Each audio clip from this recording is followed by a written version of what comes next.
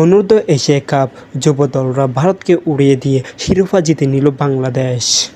সেমিফাইনালে পাকিস্তানকে 7 উইকেটে হারিয়ে ফাইনালে টানা দ্বিতীয়বারের মতো শিরোপা জয় করে নিল বাংলাদেশ।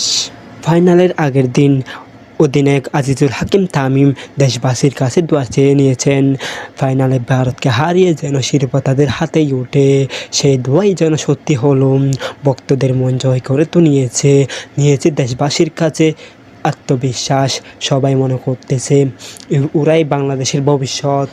2022 বিশ্বকাপ ভারতকে হারিয়েও বিশ্বকাপ জয় করে নেয় যুবরা। সেই এবারও 2024-এ এসে টানা দ্বিতীয়বারের মতো ভারতকে হারিয়ে শিরোপা জিতে নেয় এই যুব দল। সিনিয়ররা কিছু করতে না পারলেও জুনিয়ররা ঠিকই করে দেখিয়েছে। একের পর এক অর্জন, বাংলাদেশের জন্য এটাই গর্ব। ফাইনালে জয়ের পর ভক্তরাও মেতে উঠে উল্লাসে, হাসি মুখে। ভক্তদের গানেই যেন বাংলাদেশের স্লোগান। দুবাই প্রবাসীরাও যেন মুগ্ধ হয়েছে তাদের খেলা দেখে। তারাই যেন বাংলাদেশের ভবিষ্যৎ বলেই গণনা করতেছে ভক্তরা। টসে হেরে বাংলাদেশ আগে ব্যাটিংয়ে নেমে 198 রান তুলে এই যুবরা সেই লক্ষ্য তাড়া করতে নেমে ভারতে হিমশিম। বাংলাদেশের বোলার কাছে কোনো পাত্তাই পেল না ভারতের খেলোয়াড়রা। একের পর এক যেন দিশেহারা।